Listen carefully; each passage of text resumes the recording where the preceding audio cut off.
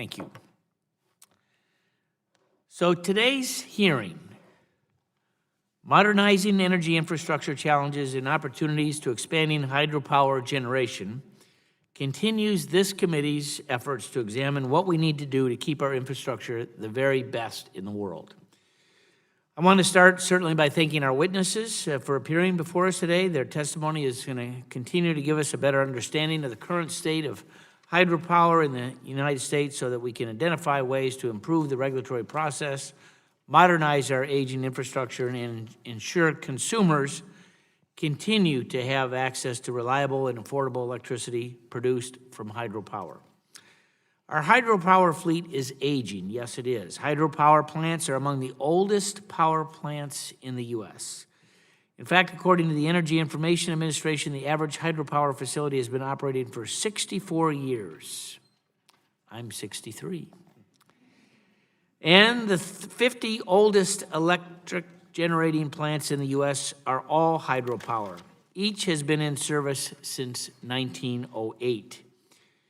As a result, that was the last year until this year, the Cubs won the World Series. As a result, more than 500 projects representing about 50% of non-federal hydro licenses will begin the relicensing process before 2030. The regulatory environment for hydropower is becoming increasingly challenging. Licensing new hydropower facilities and relicensing existing facilities requires extensive consultation with multiple federal, state, and local government entities.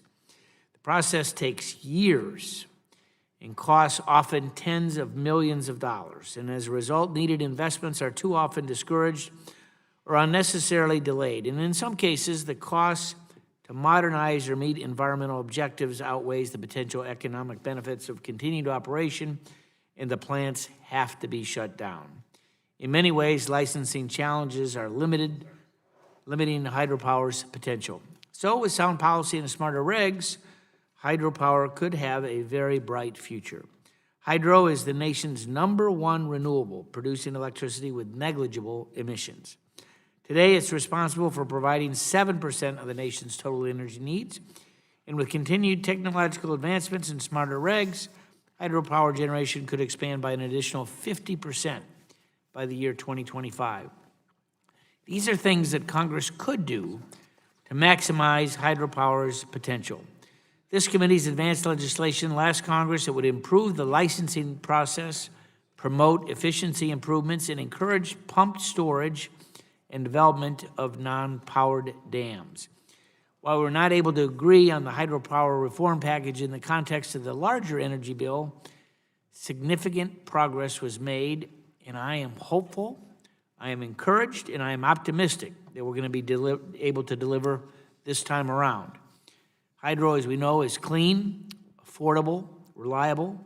Updating and modernizing hydro infrastructure will incentivize economic development, create jobs, and strengthen our energy security. I look forward to working with all of my colleagues on both sides of the aisle to really see this happen in this Congress. And I yield back my time and recognize the acting ranking member of the powerful Energy Power Subcommittee, a gentleman from California, Mr. Peters. 5 minutes. Thank you very much, Mr. Chairman. It is an honor to stand in today for the ranking member of the Energy Subcommittee, my colleague Bobby Rush. And I too want to acknowledge that he couldn't be here today because of the passing of his wife of 36 years, Carolyn, and I want him to know that my thoughts and everyone in the room are with him and his family during this difficult time. This hearing on modernizing energy infrastructure and specifically expanding hydropower generation comes at a critical juncture in America's energy landscape. Our economy is undergoing a rapid transition with decisive leaps in technology happening every day. And front and center in the changing economy of this decade is a fundamental shift in the way we power our world. The transition to a clean economy is happening right now. America has an opportunity to diversify our energy sources and give our children a future with cleaner air, cleaner water, and greater economic opportunities. And hydropower plays an important role in that transition because it's always on. Hydropower provides zero-emission baseload generation that can help our country meet our energy goals and commitments to the global community made in the Paris Agreement last year.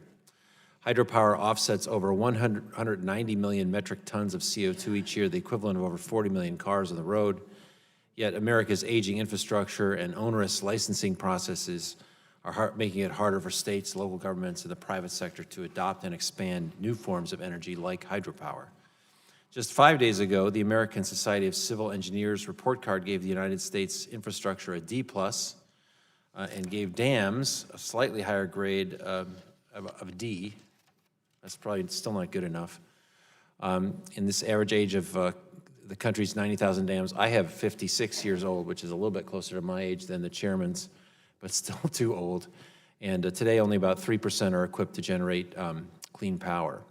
So the first step forward is to provide sufficient funding to modernize our infrastructure. I'd like to hear more from our witnesses about where they see the greatest need to make those long-term investments to expand hydropower generation. Another critical step is regulatory reform. Hearing from industry, it takes on average 8 years and sometimes as long as 10 years or more to relicense an existing project. And if the time and cost of licensing these projects exceeds the point where the project can be profitable, we know that investment in this clean energy source will decrease. So in these cases, our regulatory regime is incentivizing municipalities and the private sector not to invest in clean energy. That's not what any of us want. So any kind of regulatory reform, we know, must maintain protections for fish, wildlife, natural resources, and water quality. And I'm confident we can do that, but we can still eliminate duplicative processes and enhance interagency coordination. It's a false choice that we can't have both a clean, safe environment and a regulatory process in place to ensure that investment in clean energy remains a cost-competitive option. I look forward to hearing from our witnesses how Congress and this committee specifically can act in a bipartisan way to modernize our energy infrastructure and facilitate the expansion of hydropower energy generation in a way that's sustainable. And I look forward to the testimony and yield back, Mr. Chairman. Thank you. Thank you. Chair would recognize for an opening statement the chairman of the full committee, wonderful gentleman from the good state of Oregon, Mr. Walden. I thank the gentleman from Michigan. I want to stand up on his behalf. I was going to potentially move to have the gentleman from California's words taken down when he was taking the shot at you about age, that, you know, his dams were closer to your age than his. Good thing is that I look younger still. That's right. I want to welcome our witnesses, and especially Karen Connolly, who's with the Bonneville Power Administration. We're glad you're here. You all do a great job out in Oregon and for the Northwest. One of the many challenges and advantages, frankly, a great advantage of living in Oregon is the plentiful supply of affordable, reliable, and clean hydropower. Hydropower is great for homeowners as well as job-creating businesses. We know that well in the Northwest. However, even in the Pacific Northwest, we have additional opportunities, as we do across the country, to take greater advantage of this valuable resource. This hearing is a crucial step in the Energy Subcommittee's efforts to modernize our nation's electricity infrastructure, and today we'll focus on the challenges and opportunities in expanding hydropower generation. You know, for over a century, hydropower has provided electricity to millions of Americans across our nation. The United States and Canada led the way in hydropower engineering for the first half of the 20th century. In 1936, the Hoover Dam became the world's largest hydroelectric plant, generating 1,345 megawatts. 6 years later, 1942, the Grand Coulee Dam in Washington State surpassed the Hoover Dam in electricity generation capacity. As a footnote, when Richard Nixon came out to the Dalles, Oregon to dedicate the Dalles Dam, my father was the master of ceremonies for those days' activities. And so this has gone on for generations. And obviously, in my home state of Oregon, hydropower is one of the largest sources of electricity generation and provides over half of Oregon's electricity generation needs. In fact, Mr. Connolly, representing BPA, his organization is responsible for marketing the Northwest wholesale electrical hydropower. So I look forward to hearing more about Bonneville's balance, how you balance the various objectives while carrying out your mission of producing and delivering reliable, affordable power to consumers across the Pacific Northwest. You get kind of wrapped around the axle by governors and courts and interest groups of all sides. So it is a challenge.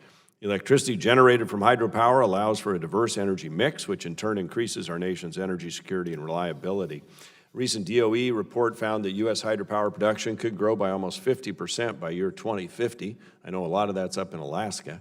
This potential increase in hydropower production would boost job growth, increase economic investment, facilitate the use of wind and other intermittent renewables, and avoid harmful emissions from the electric power sector. In reading through the various testimonies that you all submitted, I found it very interesting on the pump storage piece and the limits and opportunities on hydro and what's involved there, and the important to get the right balance, and how we can harness all those to really work with the renewable energy resources as well, because getting that grid balanced right is very important. And I've seen the swings and the charts of wind energy 1,000 megawatts up 1 hour and down the next, and somehow you make all that work. Despite the numerous benefits of hydropower, the greatest impediment facing its growth is the regulatory process. Take the Bowman Dam in Crook County, Oregon, for example. For many years, I and some others in the delegation worked to pass legislation to help pave the way for future hydropower and jobs in Central Oregon. Even after the bill was passed unanimously and signed into law in 2014, it took more than a year for that new law to be implemented. But it's not just the delays. The licensing of new hydropower facilities and the relicensing of existing facilities is really costly and takes forever. The process often requires 7 to 10 years to complete and costs tens of millions of dollars. We'd like to find a way to streamline that, frankly, but recognizing the importance of stakeholders having an opportunity to make their case. As I've stated before, my objectives at the committee are start with the consumer. If we put the consumer first in our discussion, we'll end up with really good public policy. A diverse energy mix empowers consumers by giving them choices in different energy sources. The electricity generated by hydropower is as clean and renewable as it gets.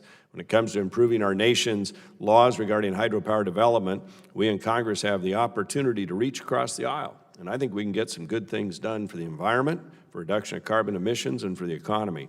And as this subcommittee continues its efforts to modernize our nation's energy infrastructure through technology-neutral improvements and expansion, we have to bring greater transparency, efficiency, and accountability to the regulatory process affecting hydropower and more. So again, thank you for your testimony. I'm juggling between two subcommittees. You probably see other members doing that. We do the nation's work here, and we really appreciate your contributing to our public policy debate discussion. With that, Mr. Chairman, I yield back the balance of my time. Chairman yields back. Would note that because of the weather issues yesterday, we have a good number of members that were stranded in their district, not able to get back, juggling flights to get in and out as well. So, and Mr. Chairman, before you do, just point of personal privilege, I want to join with my colleagues about paying our respects to Bobby Rush. And we had a moment of silence. Loss of his wife. Yep. She was a wonderful woman, great partner. And, you know, I know he expressed what he was afraid was going to happen when we were having our markup, and that's one of the hardest things people go through, is loss of a spouse. So he's in all our thoughts and prayers. Yep, absolutely. Chair would recognize the ranking member of the full committee, gentleman from New Jersey, Mr. Pallone, 5 minutes. Thank you, Mr. Chairman, and let me mention, also express my sympathy for Bobby. I actually had a chance to talk to him after his wife passed away, and he seemed in pretty good shape, but as our full committee chairman said, it's got to be difficult, so I want to express my sympathy as well publicly. Mr. Chairman, that's Chairman Upton, let me thank you for holding today's hearing on the challenges and opportunities of modernizing our hydroelectric power infrastructure. As I've said before, Democrats strongly support modernizing our energy infrastructure, much of which is outdated or on the verge of disrepair or inadequate for today's needs. Hydroelectric power is among the most mature generating technologies, providing substantial, virtually carbon-free baseload energy at low cost to our manufacturing sector and to residential and commercial consumers. It's an important asset that we need to maintain.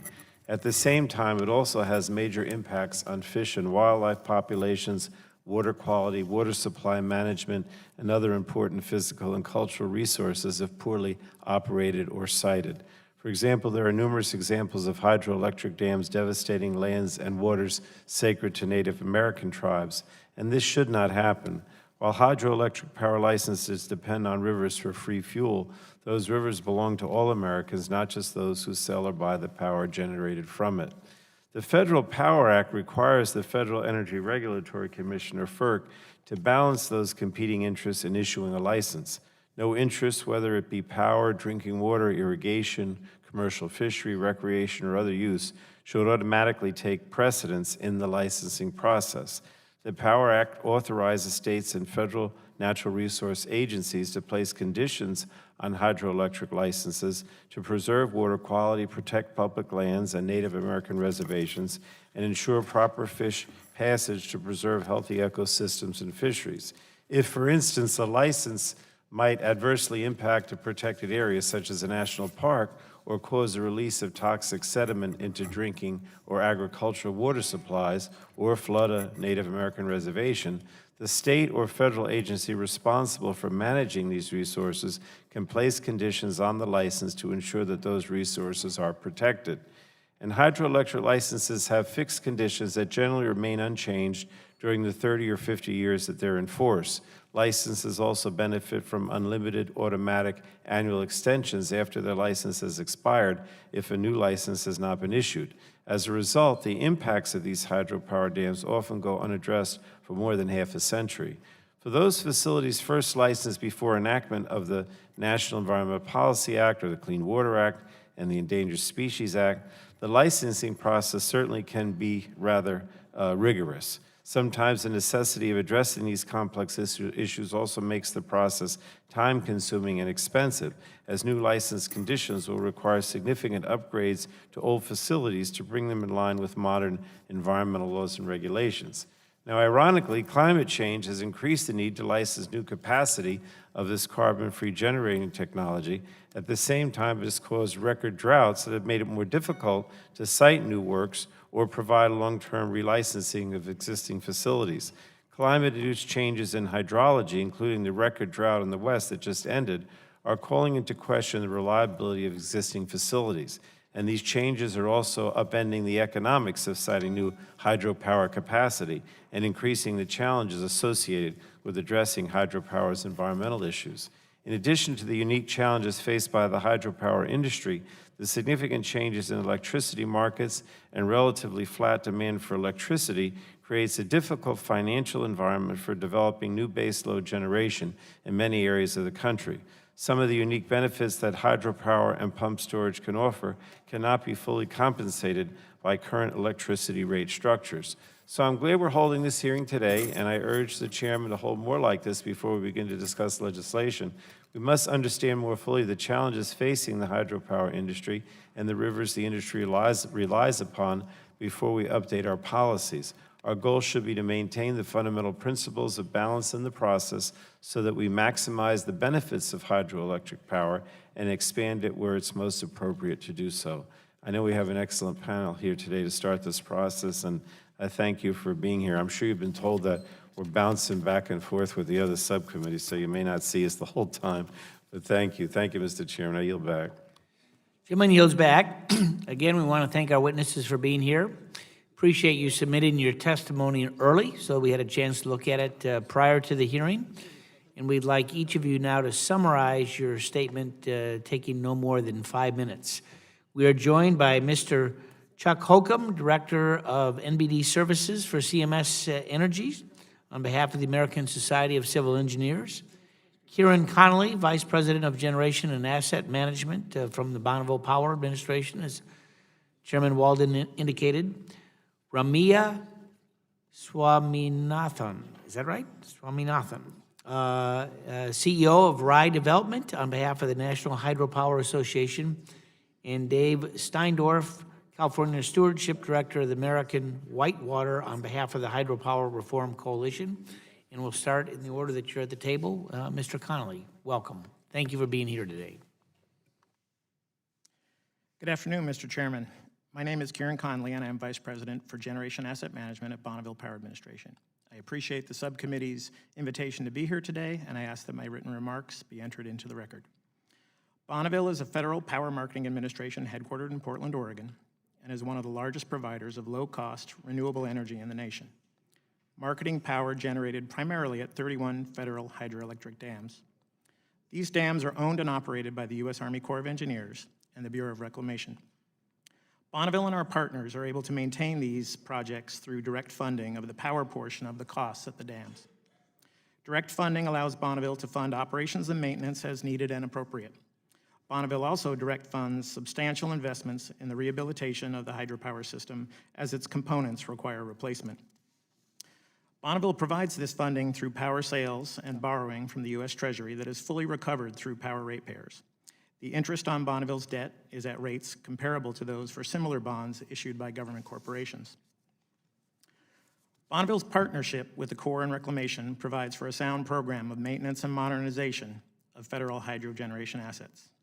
In 1999, Bonneville, the Corps, and Reclamation produced the first asset management strategy for the FCRPS. Today, a collaborative team from the three agencies builds on that legacy through the use of industry-leading asset assessment tools and portfolio optimization to efficiently care for these facilities. Bonneville and our partners rely on third-party vendors for much of our generation rehabilitation work. A promising initiative I would like to raise for the subcommittee's awareness is recent discussions between the Corps and the federal PMAs to improve the acquisition and delivery process for major hydropower equipment. Historically, because of its complexity, the acquisition process can be cumbersome, resulting in prolonged unit outages and cost overruns. These issues reduce generation, resulting in lost revenue, and increased replacement power expenses for the PMAs. In turn, these circumstances contribute to rate increases that diminish the product value for power customers. The Corps and the PMAs have established a work plan to address these challenges, and I appreciate the Corps' commitment to this effort. The FCRPS is also unique in the extensive modifications and operational challenges made for the recovery of fish and wildlife. This is a responsibility we take seriously and are committed to. Since the 1980 Northwest Electric Power Planning and Conservation Act, hydro revenues have committed billions of dollars towards structures and revised operation of the dams, as well as off-site restoration efforts for watershed health that have received broad regional support. The trend of salmon and steelhead survival is up, posting returns that by some measures approach those before Bonneville Dam was built. The Northwest as a whole has engaged in examining the science and is committed to long-term strategies. However, some parties to litigation of the federal hydro system continue to call for additional spill when fish are migrating as a presumptive path, forgoing non-polluting power generation. Bonneville believes the federal hydro system is operating with carefully calibrated conditions for fish, defined and guided by scientific evidence. In the same litigation, we are very concerned about motions to suspend specific maintenance and modernization projects at the dams. Poorly maintained equipment and the resulting risk to generating units is not a trivial matter to the reliability, safety, and environmental performance of the system. This issue is in litigation in the U.S. District Court in Oregon and was the subject of a hearing in that court last week. Finally, Western electricity markets design is evolving, responding to state mandates, federal incentives, and the declining cost of technology. Much of the new resource development is in intermittent generation, particularly wind and solar. Hydropower offers flexibility to integrate these resources reliably, and Bonneville believes the value of hydropower for these types of services needs to be recognized in market design. An additional development in the evolving electricity market is the impact of low natural gas prices, and to a lesser extent, renewable resource incentives on the wholesale market price for electricity. Under these conditions, Bonneville's surplus power sales have not generated the levels of revenue historically experienced. Consequently, the appropriate valuation of hydropower in the evolving market is important for sustaining funding for congressionally authorized programs while retaining competitive rates for Bonneville's customers. Bonneville is proud of the tradition of collaboration with the Corps and Reclamation for operation and maintenance of the FCRPS, and with numerous other regional partners for the sustainability of the Columbia River's federal hydro system. That concludes my testimony, Mr. Chairman. I'd be happy to answer the subcommittee's questions. Thank you very much. Mr. Hookham. Chairman Upton, Congressman Peters, members of the subcommittee, thanks for having me. I'm a 36-year veteran, professional engineer, worked on quite a few hydro projects, so I think I'm pretty well qualified to talk about this. I'm from Michigan. I apologize for the weather. I think I can talk on behalf of Congressman. You should be happy you're from Michigan. I feel comfortable. We'll give you an extra 10 minutes. So I'm speaking on behalf of American Society of Civil Engineers. Last week we came out with the infrastructure report card, which I hope you've all seen. Talks a lot about the infrastructure problems across 16 different categories, one of which is energy, and talks to the troubles we're having getting funding and doing the right things. ASC is very active finding solutions. Believe me, we're not just reporting bad grades, we're trying to come up with strategies. And so I would implore on the committee, subcommittee, to talk to us about strategies, priorities, and how to make sure we can correct these things. Right now, we're reporting about a $4.59 trillion infrastructure demand, about $2 trillion of which has been targeted, earmarked, some of which has not been appropriated. We still have a $2 trillion deficit over the next 10 years. This is really critical that we start getting this right. We're hopeful. We hear of what President Trump has laid out. We need to make those statements turn into real actions. As far as hydropower goes, we have quite a few recommendations we'd like to offer up. I represent a utility that's got 13 hydro plants as well as a pump storage facility, so we take advantage of that technology. It's to talk about age, our dams are 99 years old, so we're talking about some pretty old infrastructure here that we care and maintain and have done so successfully. We do that under licensure with FERC that requires us to do inspections, so our power dams are fairly well taken care of. We need to continue that process and take advantage of technology. Importantly, we need to fully fund dam safety programs. These are really critical to the operations of our facilities, both at federal and state levels. We need to continue that funding. We've got some activity going on to get that funding appropriated, both on hydropower and non-hydropower dams. That needs to continue forward. Our safety is really critical. Most of these dams now support or protect people downstream. Whereas dams supporting hydropower are regularly inspected, like I mentioned, we still have this challenge of operating licensure. And we have challenges with respect to relicensure that are, in our case, many times duplicate or sequential as opposed to being collaborative. And that's really causing trouble because of the timelines it takes for us to get projects approved. In reality, since 1950, there's only really been 4 significant dam hydropower project issues that have taken place, most of which are dam-related and not hydropower-related. We need to continue our investment in economical, reliable, acceptable hydropower. It's critical to the nation's infrastructure, as has been pointed out by others, and we need to continue looking at it from a visionary point of view. There are technologies out there now that are enhancing fish habitat survival, that maximize water use efficiency and improve discharge water quality. We need to tap those and continue to protect our environment. We're really supportive of the sustainability concept here. We also have technology like LiDAR and drones and things like that that can really be used to avoid problems going down in the future. And we think that successfully implemented will add to the case to build more hydroelectric. Research that directly supports reducing capital costs, improves efficiency, and impact mitigation are important. Michigan State University is actually doing some work in our state to help in that regard, and HydroNext by the Department of Energy also defines some great things going on there. We should look at privatizing some federally owned dams. We think there's areas where that could be a benefit, where private-public relationships can be used to maximize the benefits and minimize the cost, and then also reduce the impacts on environment.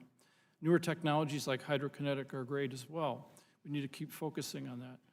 Legislation that purely focuses on improving hydropower licensing, it certainly is troublesome. And when we talk about the Hydropower Regulatory Efficiency Act of 2013, streamlining that, working on Order 2002, we need to look at that. We need to avoid having duplicative FERC and Army Corps of Engineers Section 408 permitting. It doesn't make sense. It just takes tremendous time. Our best opportunities for hydropower are where we have existing non-power dams. We've talked a lot about that. Or closed-loop pump storage where it makes sense, where we can align with population load centers and market pricing. We're really driven as a utility to focus on what makes sense for our customers, as well as being regulated by the state. It's a tough box to fit into, so it's a challenge. We as Consumers Energy support hydropower. We're also a very sustainable organization. We're trying to do our best for our ratepayers, and that's a real primary focus for us going forward, competing against other forms of renewables and fossil fuels. Lastly, we need a national energy policy that works. We're really struggling making decisions that make sense from a corporate point of view. Thank you. Thank you. Mr. Steindorf. Thank you. Chairman Upton, Ranking Member Peters, and members of the committee. My name is Dave Steindorf, and I'm the Special Projects Director for American Whitewater. I'm testifying on behalf of... You want to just make sure your mic's on? There we go. How's that? Much better. Chairman Upton, Ranking Member Peters, and members of the committee. My name is Dave Steindorf, and I'm the Special Projects Director for American Whitewater, and I'm testifying on behalf of the Hydropower Reform Coalition. The HRC is made up of more than 160 regional and local organizations with a combined membership of over 1 million people who work to restore rivers impacted by hydropower dams. I have over 20 years of experience working on hydropower relicensing. During this time, I've been directly involved in the license implementation and relicensing of over 20 hydropower projects in California. My first relicensing was on PG&E's Rock Creek Cresta project on the North Fork Feather River.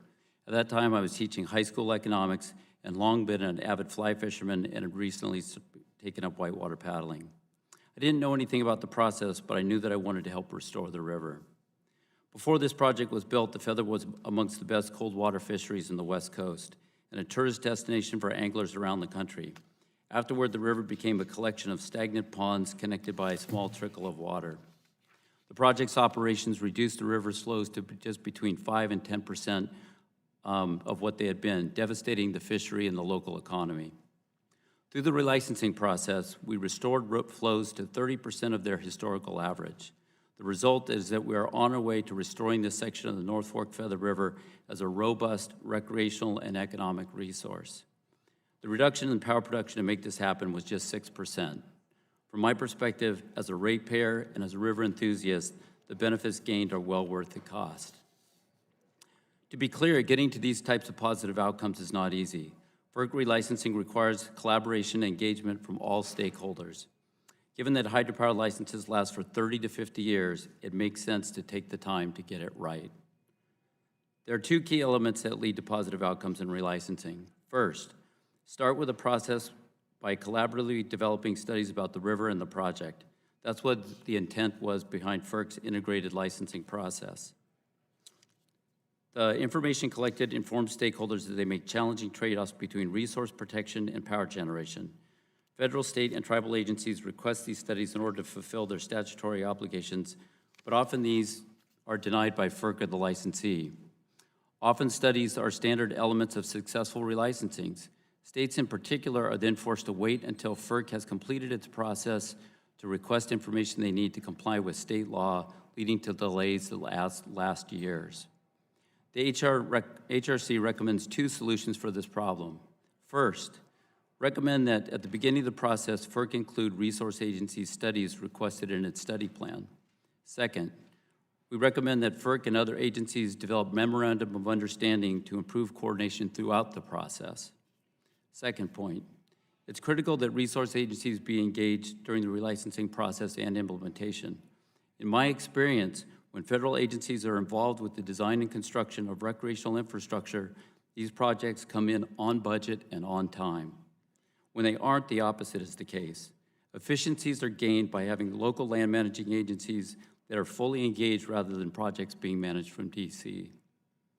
Additionally, FERC's mandate is in energy production and has limited expertise in fisheries, recreation needs, tribal concerns, or state water law. Additionally, we request that Congress evaluate allowing licensees to pay a portion of their relicensing fees that they now pay to FERC to land managing agencies so that they can direct agencies for the direct cost of implementing their license conditions. Finally, I want to make a quick point about the future of hydropower in the context of shifting energy markets. As renewable energy technologies continue to increase, it no longer makes sense just to focus on generating more electrons. As highlighted in DOE's HydroVision report from last year, hydropower's primary value is in its ability to regulate the grid. Often this can be done by maintaining or improving environmental or recreational values. To this end, FERC can improve their analysis of license application to better quantify grid regulation capabilities. It's this type of smart operation combined with environmental protection that are the future of hydropower. Thank you for the committee for this opportunity, and I'll be happy to answer any questions. Thank you very much. Ms. Swaminathan. Thank you, Chairman Upton, Congressman Peters, members of the subcommittee. Thank you for the opportunity to testify before you today on this important topic. My name is Ramya Swaminathan, and I am the CEO of Rye Development, a member of the National Hydropower Association. NHA is a nonprofit national organization dedicated to promoting clean, affordable, renewable U.S. hydropower. NHA represents more than 220 companies from Fortune 500 corporations to small family-owned businesses, and I plan to supplement this testimony with additional materials provided by NHA. Rye Development is a member of NHA, and we are the developer of the largest portfolio of new hydro development projects on existing dams in the United States. We are also developing a 393-megawatt pumped hydro storage project in the state of Oregon with an affiliate of National Grid. Our conventional hydro projects are located in 7 states: Pennsylvania, Ohio, West Virginia, Indiana, Kentucky, Mississippi, and Louisiana. All of these projects are on existing dams, and the environmental impacts are broadly acknowledged to be mitigable. As this committee has recognized, hydroelectric generation is the oldest and most reliable form of renewable generation. The headline number for the potential for new hydropower capacity on existing dams is compelling. There are more than 80,000 dams in the United States, and only 3% of them currently have hydropower. The benefits of this form of hydropower development include meaningful job creation and all the associated economic activity, and importantly, private investment into our aging dam infrastructure, which provides structural and ongoing operational benefits to the dam owner. The timeline for a new hydropower development project to reach commercial operation is between 10 and 13 years, which is almost unmatched in the power generation space. Federal permitting can account for 8 to 10 years of that time, and most other energy projects can be built in less than half that time, which means that investors in the energy space are effectively discouraged from investing in new hydropower generation. The federal permitting regime for new hydropower on Army Corps dams, and the Army Corps owns several of the best-suited dams for this kind of development, has 2 major parts: the FERC process and the Army Corps process. In our substantial licensing experience, the FERC process takes 5 to 6 years, and FERC recently piloted a 2-year process, a 2-year licensing process.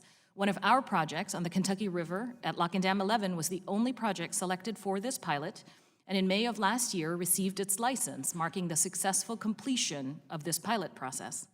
We believe that it is possible to shorten the FERC licensing process to 2 years for a precisely defined yet nationally significant set of projects, making this pilot process more broadly applicable. Next, to the Army Corps process.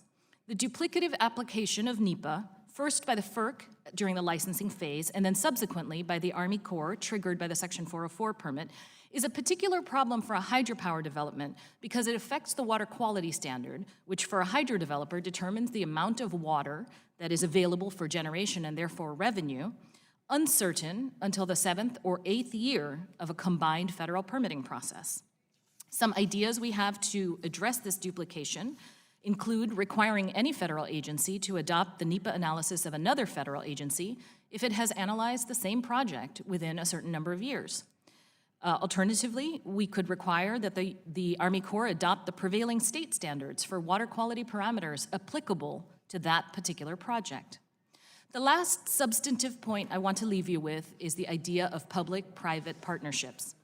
These projects, new hydro on existing dams, are an avenue for the federal government to attract private capital to invest in its dam infrastructure, offering measurable benefit to the federal government. The benefits of the private investment are that it actually reinforces the portion of the dam structure with new construction, which is the part that the hydro developer builds, and takes over the maintenance obligations for that portion of the dam, and typically that side of the abutment. The federal government could recognize the value that private capital brings in one of a few different ways. Some ideas we have are providing a 20-year standard offer for the purchase of power pursuant to published rates for these projects, or making them eligible for low-cost financing from programs such as the Rural Utility Service. Both of these actions would effectively lower the cost of electricity produced by the relevant hydroelectric project. In conclusion, Rye Development thanks you for inviting our testimony on this vitally important subject, and we are ready to work with you further to resolve challenges and create opportunities. Thank you. Well, thank you all. Thank you all for your testimony. I want to start off my 5 minutes. We're each going to do 5 minutes of questions, bounce back and forth. Ms. Swaminathan, I don't quite have that right, but I'm trying. You referenced the 2-year process, the 2-year pilot program, and of course that was actually legislation that one of our colleagues, Ms. McMorris-Rogers on this committee, introduced. It's worked, I think. Would you like to see it made permanent? Would maybe each have you comment on that? Absolutely. And yes, I think it is our belief that the process worked very successfully. And we would like to see it adopted to a more broadly applicable set of projects, still with certain criteria that would separate them for projects that legitimately should be analyzed over a longer period of time. Right, and when you talk about the average is 10 to 13 years to get a project from start to finish, that includes the 2-year pilot project, right? No, so our experience has been that FERC licensing typically takes 5 to 6 years. So when I say 10 to 13 years, I'm including our average, not our exceptional 2-year licensing experience. You also talked about the NEPA changes that would be helpful. Have you found in your 7 states that you're working on that the Corps of Engineers is sort of interesting? I have a meeting with my Corps of Engineers later this afternoon in Michigan. Have you found that the Corps of Engineers has been particularly helpful in working with FERC as relates to relicensing dam applications? Right. So our experience is in licensing new projects, and the Corps and the FERC have recently entered into an MOU, which is a step in the direction of constructive engagement. We welcome that. However, from our perspective, the combined federal permitting process is still not right-sized, even accounting for legislative and administrative changes such as the MOU. And the water quality standard in particular is a particular point of pressure for hydro developers on new dams. Mr. Steindorf, do you have a comment? Yeah, actually, there we go. So one thing that's interesting about this, if they're reviewing the 2-year process, it also seems to me that what I've heard from a number of developers is the big challenge here is actually hooking their projects up to the grid. There's a pump storage project in California from Sacramento Municipal Utility District, who they had an approved pump storage project that they were ready to build, but our understanding in talking to SMUD was that it was the $100 million price tag of hooking that project up to existing transmission. So some type of process whereby those hookup charges are consistent across utilities would be a great place to start, because in our discussions with developers, that's probably the biggest impediment to bringing those projects online. Wow. Mr. Hookham? To counter that concept, we develop a lot of projects nationally, and infrastructure like transmission is important. We factor it in every decision we make. To reiterate some comments that were made earlier as well, we're doing duplicative permitting, and simply we can't afford to be out there 8-10 years permitting projects. That just can't happen. I can build a gas plant probably in 4 years tops. So I'm competing. I'm competing with this. And from a rate point of view, we have to keep our rates low. This is really critical, or it's just not going to fly. Then I have to marry that up against regulatory pressures that are involved with all of our decision-making these days. So it's really a tough process that we really want to look at permitting to make sure it's in the right light. And we're protecting the human life, we're protecting our aquatic life, but we're also moving forward and doing renewable technologies that make sense. And the renewable issue is something that's important to both sides. Mr. Connolly, you cited in your testimony the competitive rates that you've got to have, particularly with natural gas. So in your view, I would imagine making this 2-year pilot project would be permanent would be a good thing. Well, for Bonneville, we're not subject to the same licensing process that my comrades here are. I would say on the transmission piece, we do interconnect and provide transmission service to folks in our service territory, and there are well-established processes for folks to get in queue and line up for that and understand what their costs and impacts will be. Thank you. I will yield to the acting ranking member of the subcommittee, Mr. Peters. Thank you, Mr. Chairman. Ms. Swaminathan, I wanted to follow up on this 2-year process. First of all, you described limiting projects that qualify for the expedited treatment to objective, predetermined set of criteria applicable to a large number of projects in the pilot solicitation. So what kind of projects didn't meet the criteria that you think we should expand to cover, have this 2-year process cover? In particular, the pilot project solicitation included a requirement that there be a letter from the dam owner saying that the project was feasible. And there were a number of dam owners, including federal dam owners, who did not want to provide such a letter so early in the process. So our view is that the kind of criteria, objective criteria, that could be applied that would be useful in limiting the projects to appropriate ones and yet opening them to a nationally significant number would be criteria such as projects on existing dams, no change in storage, no material change in hydraulic regimes, that all studies should be able to be performed in one season, and that it be accompanied by some off-ramps, because sometimes it does happen that you start a project and something unexpected is either found or experienced in the process of studying the project. Is feasibility is generally an objective determination? Or I think there was some uncertainty about the intent behind the word feasibility. you mentioned also that NEPA is triggered by a water quality issue. Can you explain that to me? A second NEPA process? Yeah, absolutely.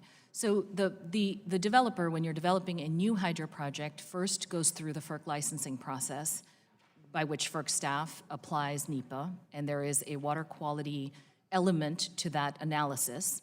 In addition to the FERC's analysis, the developer is also simultaneously going through a state 401 water quality certification, without which the license cannot be granted.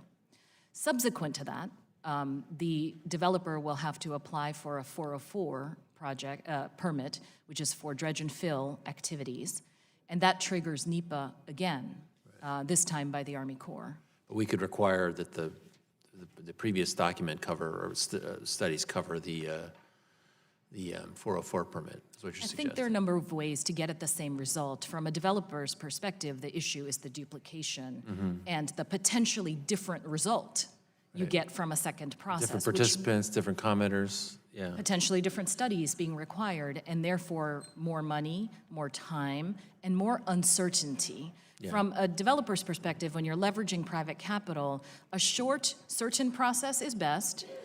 A long and certain process is financeable. A long and uncertain process is really not attractive. I have a sense that Mr. Steindorf's onto something when he says get everyone in at the same time and conduct an upfront assessment of what the issues are.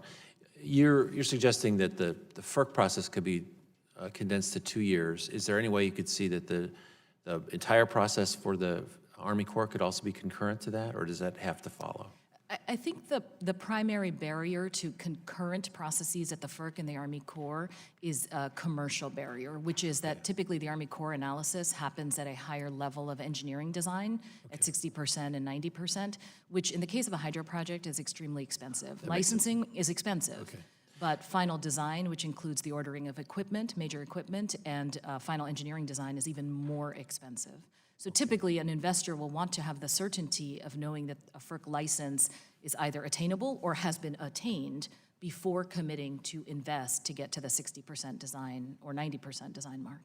So you've given us some important testimony, all of you, with respect to the obstacles to developing new hydro. And those of us who would like to see more clean power should take this as a challenge, and it's bad news for us. If a gas plant can be comparably permitted in a 2-year period, and we're looking at this being 10 years, the power that we want is at a disadvantage. So I would like to, I'm not gonna be able to do it in my 5 minutes, but I would like to work with you all to see what we can do to achieve high standards in regulation, to make sure that we cover the issues like the ones that Mr. Steindorf raised with respect to resources, but that we get these decisions made quickly. And that will also help attract more private capital to these projects as well. So consider me on that team, and I'll look forward to working with you, and thank you very much for you being here today. And Mr. Chairman, I'll yield back. Thank you. Chair would recognize Mr. Long for 5 minutes. Thank you, Mr. Chairman. And Ms. Swaminathan, you mentioned earlier that there's 87,000 dams in the United States, but only, or I think your number was 80,000, but only 3% of the dams are fitted to generate hydroelectric power. I have a couple in my district. On the 2016 report from Department of Energy, they recommended that we look at utilizing these non-powered dams for hydropower generation, which sounds like what you do. What are some of the challenges to this approach? Is it technology-driven? Is it cost? Is it licensing process? What are your challenges? Thank you for asking that question. It's very important. I think we approach it from the perspective of how do we attract capital to the field of developing new hydropower and existing dams. And from an investor's perspective, as a number of participants have said today, the choices effectively disfavor hydropower, and it's because of a variety of things. When you look at the entire playing field, It's partly because of the FERC licensing process. It's partly because of the Army Corps and the duplicative action of NEPA, which lends itself to a combined federal permitting cycle that is difficult and uncertain in terms of its financial challenges. And then the last part of what I wanted to leave you with was the substantive point I made at the end, which is the recognition of the public-private partnership, where there is a benefit being added to federal infrastructure that could be recognized and supported by the federal government. Okay, thank you. And Mr. Hookham, could you discuss the complexity of the licensing and relicensing process for hydropower dams, and how long does the process take? Yeah, it's really dependent on lots of factors. If it's a high hazard dam and it's in an area that needs to be revisited in a more detailed fashion, it may take longer. And if there's more interest in a particular habitat, like if we find something that's living in the reservoir upstream that's a protected species, it may take a different strategy. Effectively, we've re-permitted our hydros as a group, and it was more effective for us to do this in a singular step. But it still took a long time, and it's a difficult process. I don't have a definitive timeline for you. I will say that since we have a built asset that's existing, generating electricity, it only makes sense for us to try to preserve it if we can. It's an economical decision. It makes sense to us. It's an existing resource. It's renewable. So we look at that very strongly against other alternatives. At the same time, we're very market-driven, and so if that cost to relicense that dam is just not effective, or if there's a sustainability issue, if there's an environmental impact that we don't like, we're going to turn our heads and go a different direction. It's a simple investment decision. It's more certain and more schedule certain to build something different. We'll build it, and if it's better for our ratepayers and better for our citizens in Michigan or wherever we're building, that makes a lot of sense. This question I could ask of either of you, Ms. Swaminathan or Mr. Hookham. The American Society of Civil Engineers 2017 Infrastructure Report Card notes that many dam owners, especially private dam owners, find it difficult to finance rehabilitation projects, as you were talking a minute ago. Could you discuss how the federal grant program can be utilized to address dam deficiencies? And that's DAM on dam deficiencies. You than to me. So probably the simple answer is because we're a private investor looking at investing in building hydropower at that dam, we can come in and revisit all the maintenance needs, its age, its risks, its perspectives, and invest. When we build the hydropower, typically we'll work with that private owner, whether it's a Corps dam or Bureau of Reclamation, whoever it is. If we're building infrastructure at that dam, we can reconstitute it effectively back up to today's standards. It's a strong benefit for everybody. Everybody wins in that scenario. The risks are reduced. The people that live downstream will have higher confidence that that infrastructure will last longer. And everybody, theoretically, even the ratepayers win because it's a cost-effective addition. I agree with that. You okay with that? The report also states that innovative approaches to risk management have the potential for seeing the cost of rehabilitation go down. Could you expand on, either of you expand on what these approaches are and the extent to which they could lower rehabilitation costs? Risk management and dam safety. Go ahead. No, Ag, you're it. I'm not a dam safety expert. Yeah, so dam safety, emergency action planning, all those things are benefited by that process. And so investments through grants and things of that nature. Okay, and Ms. Swaminathan, you all do, how many of these have you done where you convert them to hydropower? We're pursuing 23 projects. 23, and again, 80 to 87,000, depending on who's counting dams. Only 3% now are fitted to generate hydroelectric power. Yeah. What, and you're doing how many again? 23. What's the Right. world out there? How many do you think could be converted? Even discounting half of the 80 to 87,000, that's essentially an unbounded supply set. You know, Isn't it extremely difficult to go in and take a dam that is not, wasn't hydropower in the first place? Is that what we're talking about? Yes, so a non-power dam that was Right. built for another essential purpose, navigation, drinking water. Right, yeah, but you think half of them could? We haven't looked in the detail to support that, but, you know, I think there's a significant universe of This is projects. Washington, we're doing ballpark guesses here. Yeah. Okay. Okay. If I had any time, I'd yield it back, but I don't. Thank you. Recognize Mr. Pallone for 5 minutes. Thank you, Mr. Chairman. Based on what I've heard from our witnesses today, it seems that many of us can agree that there's room for improvement in the hydropower relicensing process.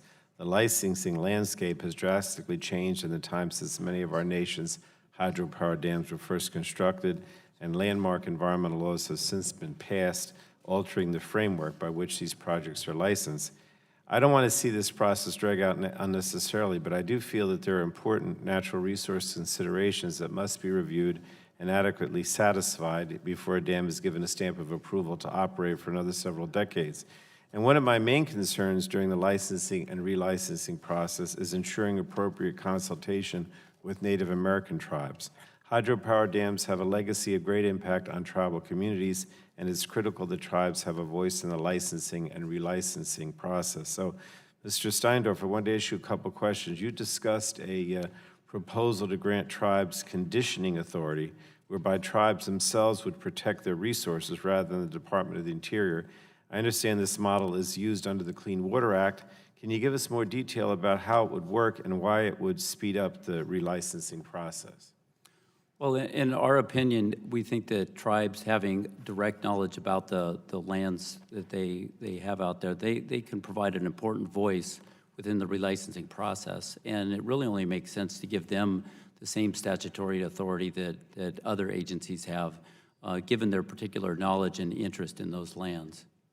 All right, and then well, let me mention this. The Integrated Licensing Process, or ILP, was created by FERC as a reform to address problems resulting from lack of communication and coordination amongst various state, federal, and tribal organizations involved in the licensing and relicensing process. However, my understanding is that most licenses, as many as 90% according to FERC, continue to choose the traditional license process. So, in your opinion, why hasn't the creation of this process, the ILP, been more successful? Why have licenses continue to prefer the traditional process? What can be done to improve the ILP?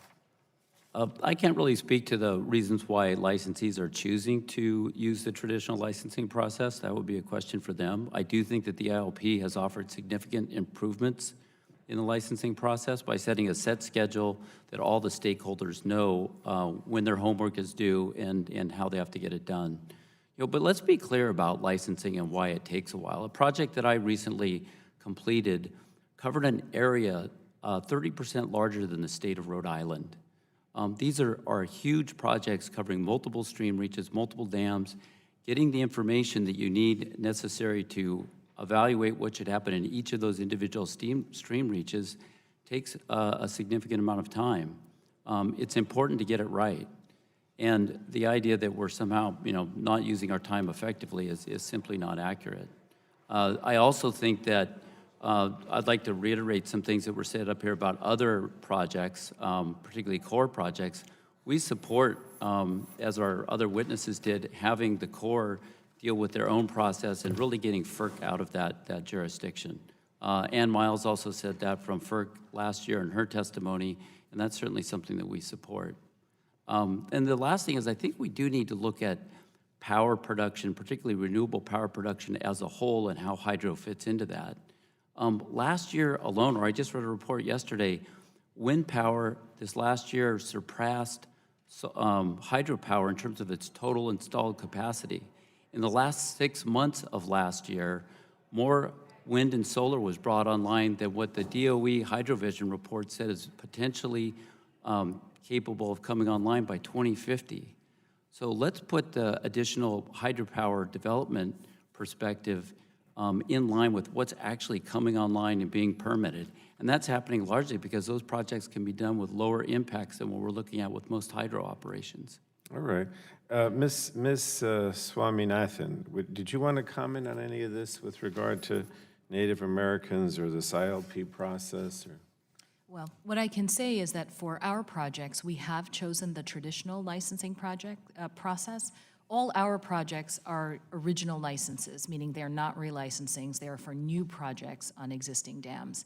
And our choice of the traditional licensing process reflects the fact that they were generally and broadly acknowledged to have mitigable impacts and generally low controversy, which is one of the criteria for choosing the TLP. I see. All right. Well, thank you. it certainly sounds, Mr. Chairman, like there are ways we can increase collaboration. And I'd like to, talk to the Republicans more about that. So thank you all. I yield back. Thank you. Now recognize the gentleman from Ohio, Mr. Johnson, for 5 minutes. Thank you, Mr. Chairman, and thanks for this hearing, a really important hearing. Let me start with Mr. Hookham and Ms. Swaminathan. You know, the Federal Power Act allows FERC to issue a preliminary permit to maintain priority of an application for a license. The preliminary permit does not allow construction, but it allows the applicant to study the site as they prepare to apply for their license. While FERC has some discretion to grant extensions for applicants acting in good faith to obtain the necessary permits and commence construction of a hydropower project, Congress often has to step in and waive the strict Federal Power Act time limits. In fact, there were 9 separate hydropower extension bills that were included in the Energy Conference last Congress.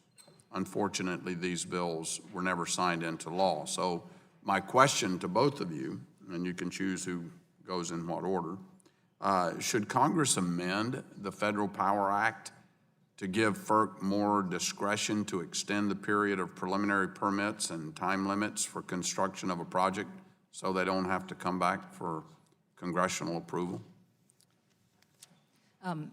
I think the incidence of projects and developers needing additional extensions is actually supportive of the overall point that we are making, which is that looking at any particular point in this process as being the problem is probably not going to solely result in more investment in hydropower. It's because there are multiple pain points for a developer along the way. So somebody gets through the rather extensive FERC process, but then there are still challenges to face through the Army Corps process and then ultimately in the commercialization of the project. And without knowing the circumstances of the specific projects that are asking for extension, I would surmise that one of the common reasons that further extensions are needed is because the subsequent parts of the process are not falling into place with ease, because when you look at the overall process, we're not caught in a virtuous cycle.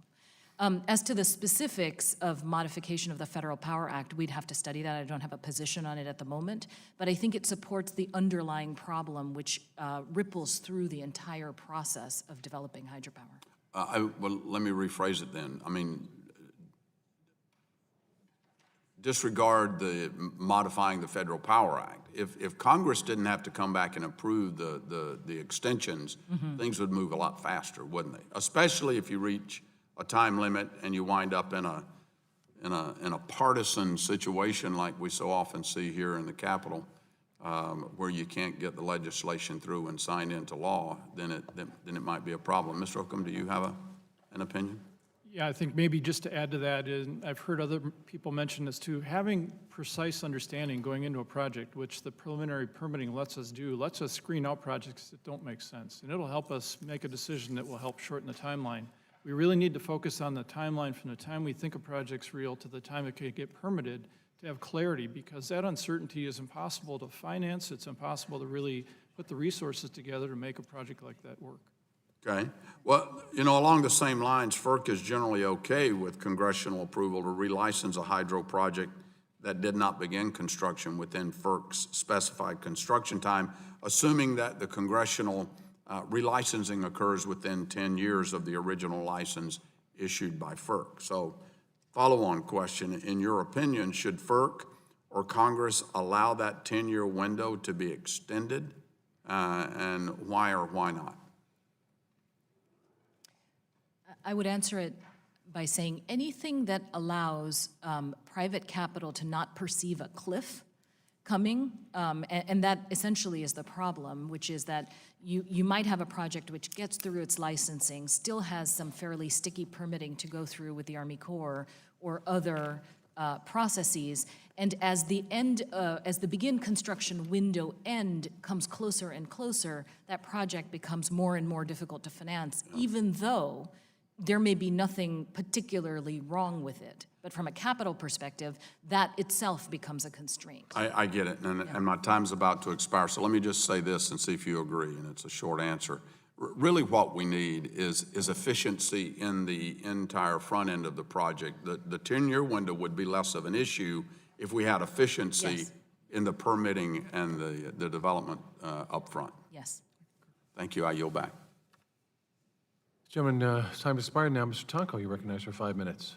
Thank you, Mr. Chair, and welcome to our panelists. I believe we all want to see more emission-free baseload energy generation added to our mix, especially if it complements intermittent resources. But it must be done in a way that is also respectful of other resources, ecological and recreational. So, Mr. Hookham, your testimony states active hydroelectric plants have a median age over 55 years old. It seems that there is a great opportunity to upgrade performance of existing hydro generation. Since the construction of many of these sites decades ago, what types of advancements in technology have been developed to most improve efficiency? So Consumers Energy is in the process of relicensing and re-permitting and investing in Ludington, which is a huge asset to this country. It's a 1,900 megawatt plant that's going to over 2,000 megawatts of pump storage, which gives us that energy and storage capacity.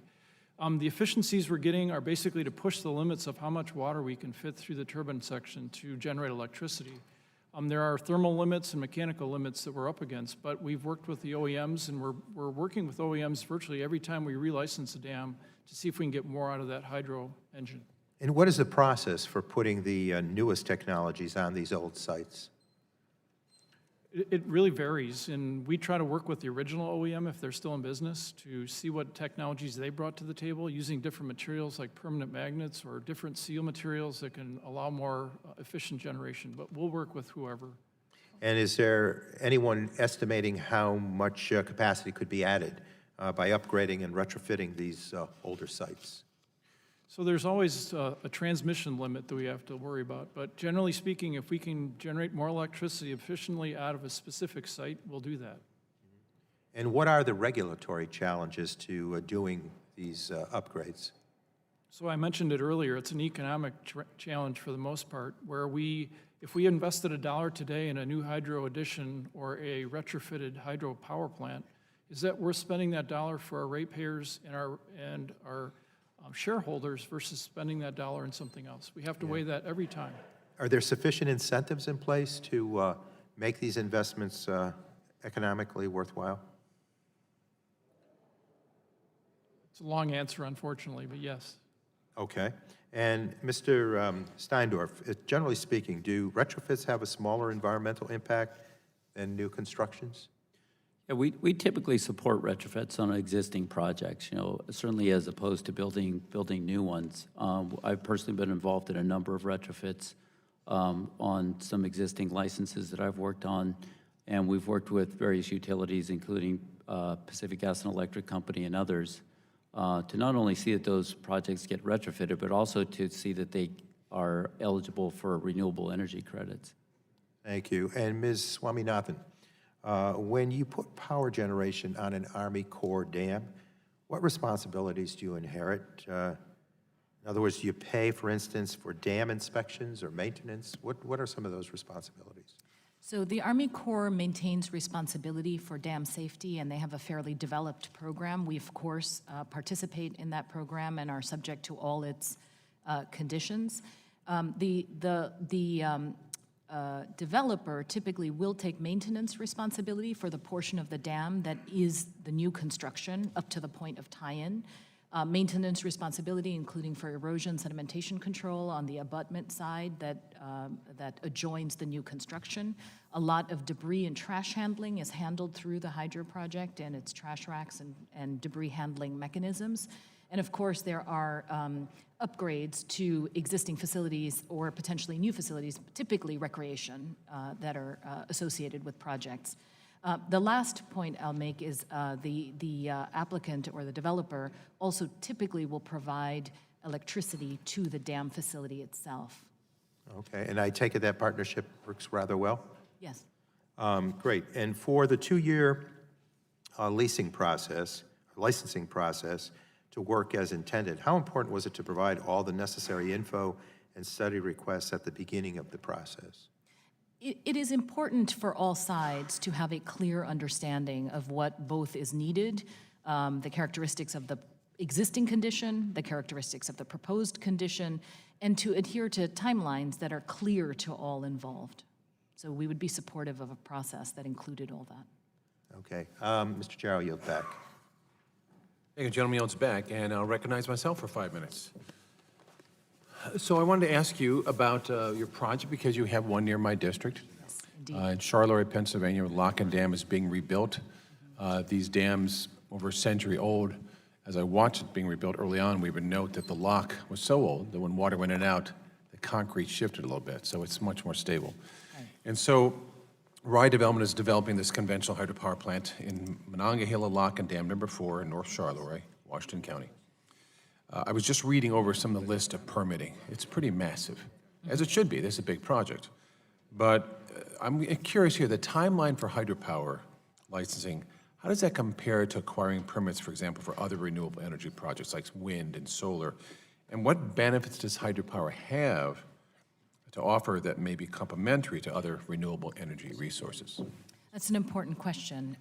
So relative to other renewable resources, and even relative to other fossil resources, hydropower generation's permitting cycle is almost unmatched. So you can put up a solar project in 9 to 12 months, a wind project in maybe 2 to 3 years, a gas plant in probably a similar timeline, 2 to 3 years.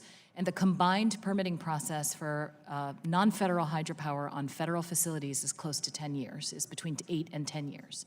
So that disparity in timelines effectively discourages investment into non-federal hydropower development. And to answer the second part of your question, the importance of hydropower, certainly it's a clean, renewable form of generation, has associated job creation and associated economic impact.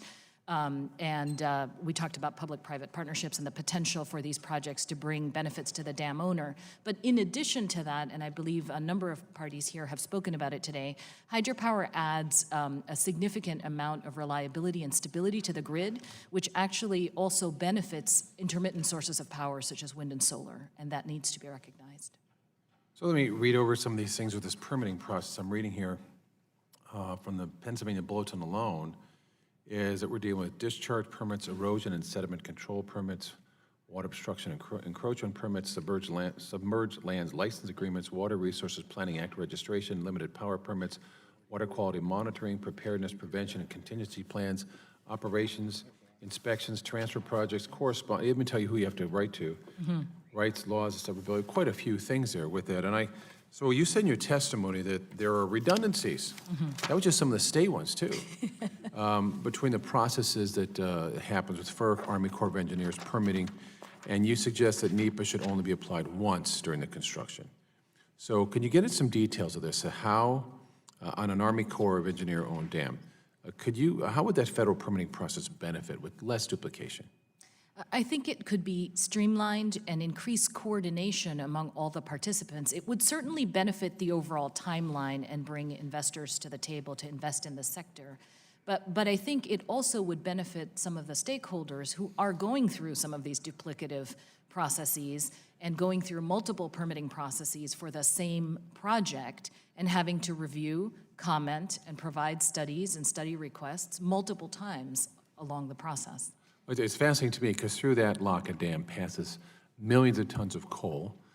There's a barge manufacturing company just upriver that sends barges downriver.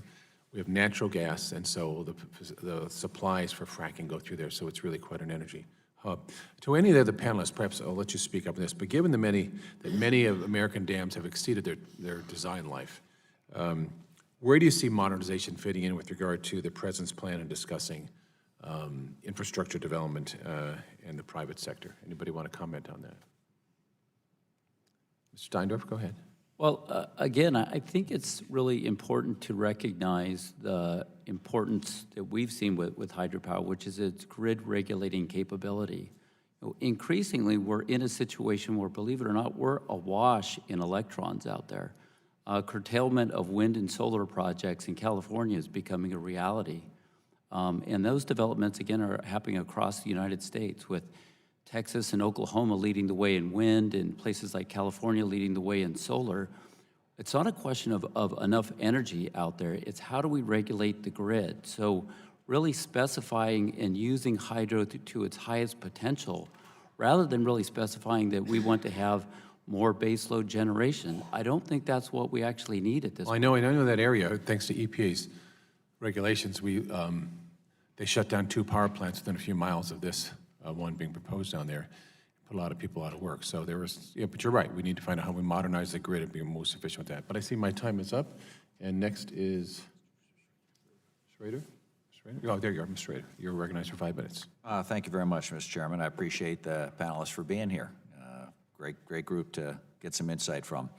Mr. Connolly, I want to thank you and BPA for doing such a great job of providing low-cost power to the entire Pacific Northwest and a great regional compact that I think other areas of our great country would like to emulate. We're very, very fortunate. I want to thank you for the great work you do. We spend a lot of money making sure that we meet our requirement to make sure there's equal consideration to fish, wildlife, habitat preservation on our dams. You guys spend a lot of money. How much money do you spend for fish protection and restoration right now in the Bonneville footprint? Thank you, Mr. Schrader. About 30% of our rates go into our Fish and Wildlife Mitigation Program, and then there's also another fraction of the Corps and Bureau's O&M costs that's tougher to break out. So you could say probably over a third of our costs are related to fish and wildlife. Wow, that seems like a pretty high number. Is that common through most utilities and power generating facilities? They spend that much on mitigation of habitat and wildlife? You know, I'd have to defer to the other folks here about fish and wildlife costs that they face. We do believe that we have one of the largest programs in the country, if not the world. Is the ratepayer aware of how much of their rates go toward 30% of the rates they pay go towards that? I know certainly our power customers are aware, and I believe they talk to their ratepayers about it. Yeah, well, I don't see it on my bill. I guess I'd like to see it on my bill. And some would like that. I mean, that's maybe a huge success that you're spending that much money, and we're getting some success, aren't we? As I recollect, fish passages is, especially downriver. What is it now? Yeah, certainly we feel like we've made significant progress under the programs we have in place to have survival of juvenile fish moving past the dams and returning. Just last week, the federal agencies released a comprehensive evaluation on our progress for salmon and steelhead that we think shows significant progress that we're making in the area. I heard some figures, at least the fry going downriver, or some 90+% survival rate. Is that accurate? Or That's right. It depends on the species, but sure, yes. Sure. I would call that a success. I'm surprised that we're having problems getting our biological opinion through a certain judicial group here in the Great Pacific Northwest. That would seem like an unqualified success. Wouldn't you agree, Mr. Steindorf? Having that sort of passage downriver is pretty good for an anadromous stream of that caliber. Anadromous fish passage is good. We support that. But let me give an example from my testimony. The Rock Creek Cresta project that I first started working on, back in 1947, the U.S. Fish and Wildlife Service recommended a minimum in-stream flow of about 400 CFS on that project. Because there wasn't the Equal Protection Clause in the Federal Power Act, the ultimate flow that they ended up deciding on was 50 CFS for one project, 100 CFS for the other. As I said in my testimony, it completely devastated that river and that recreation economy. And you also said in your, I have to short time, I'm sorry, but that you were able to restore a lot of that. That's to your credit and the work you did, and I think Bonneville and many others are working along that line. Yeah. Can I switch to Ms. Swaminathan? I'm sorry. I'm sure I had to step out. You talked, I'm sure, about your pilot project and the success you had. What agencies objected to the shorter timeline? What outside groups were upset with what you did? It's good to see you again, Congressman. Actually, we had no objections. So I think one of the successes of the 2-year process was that the stakeholder agencies bought in, and it was an extremely collaborative process. So for certain projects that are very contained, that don't have the fish passage issues maybe that we were just talking about, there certainly seems like there's an opportunity, if no one objects, to a shorter, clearer, non-duplicative timeline. That has been our experience. Very good, very good. Back to Mr. Connolly. In your testimony, you talk about concerns with regard to scheduled investments and not being able to recoup opportunities in those areas. Could you elaborate a little bit in that?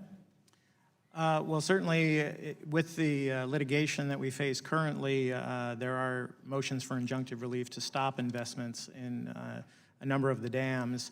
And we're concerned about those from a reliability, safety, and in fact, environmental performance of the facilities. Loss of generating equipment in an uncontrolled manner presents all kinds of... What would that do to the ratepayers potentially? Well, certainly stopping that work would have, needing to cease capital projects would force us more than likely to have to expense those costs. So that would be an immediate hit to ratepayers, in addition to the lost generation that would occur from having units out of service. Great. Well, thank you all very much, and I yield back, Mr. Thank you. Mr. McKinley. Thank you very much, Mr. Chairman. I'm sorry, I missed a lot of the testimony because I was upstairs in another one, another meeting on this, but I heard some of the comments, and when I read Mr. and Mrs. Swaminathan, am I close? Yes. And since I arrived here, there have been several other questions along this idea, this timeline of approvals.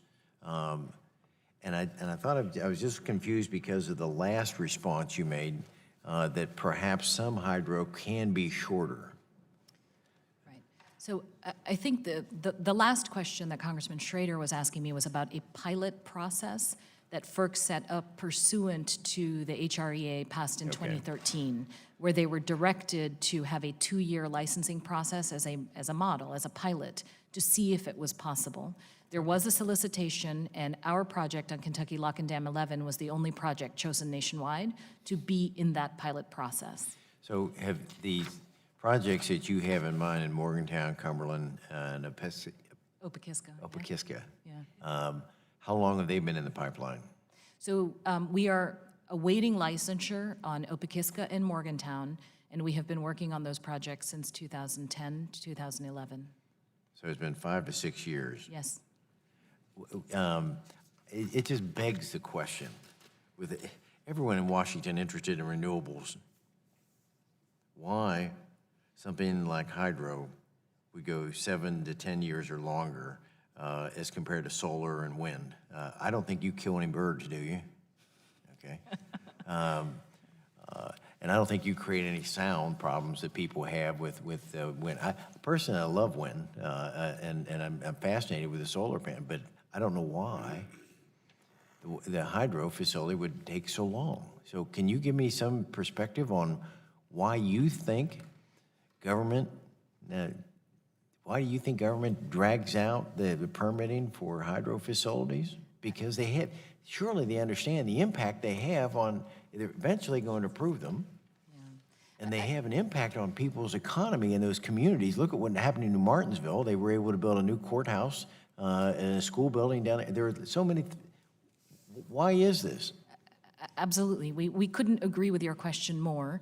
I think it points to the need to modernize a process that is potentially antiquated and does not distinguish between projects that have potentially legitimate issues or need analysis that spans many years. But the kinds of projects that we work on, including Morgantown and Opakiska, by and large have relatively limited impacts, both hydraulic and terrestrial. The physical footprint is very small, and the hydraulic impacts are very limited. And I think that's fairly broadly acknowledged, as evidenced by the fact that typically stakeholders in our licensing process don't generate a lot of controversy. I think there's a fair amount of collaborativeness in the process.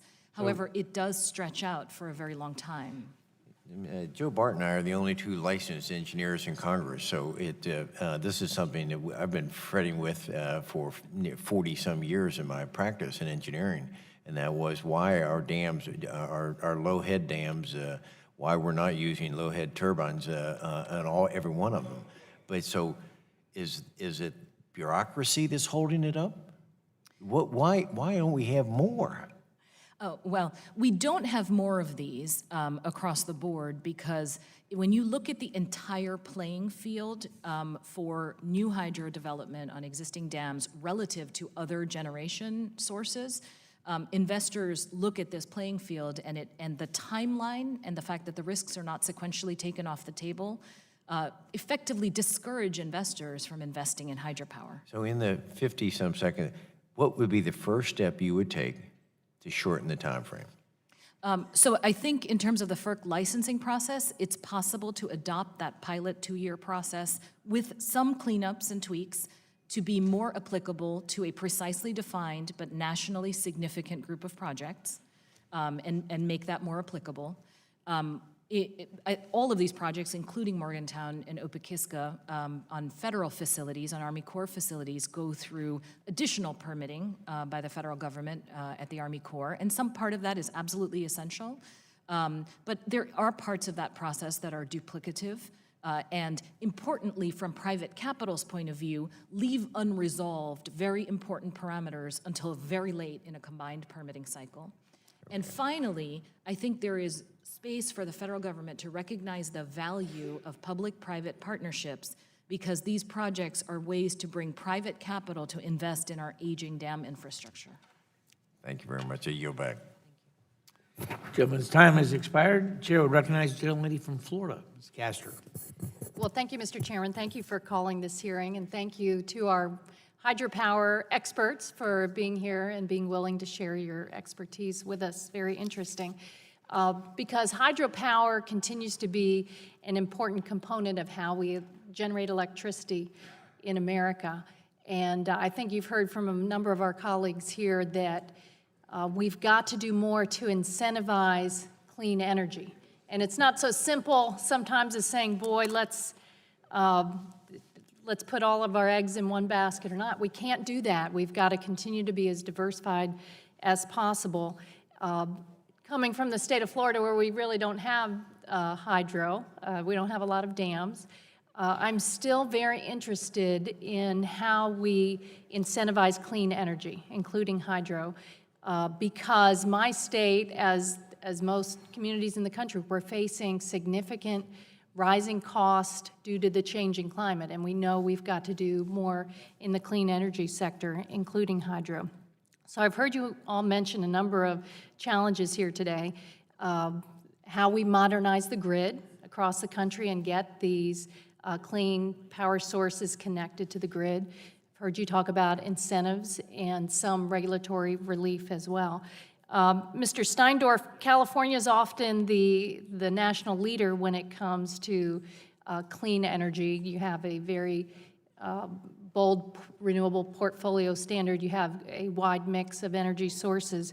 Can you help us prioritize a few of these from knowing that at the federal level we can put certain incentives, whether it's tax incentives or regulatory relief or funds into modernizing the grid from the federal perspective, help us prioritize how we bring more clean energy projects, including hydro, to the benefit of consumers?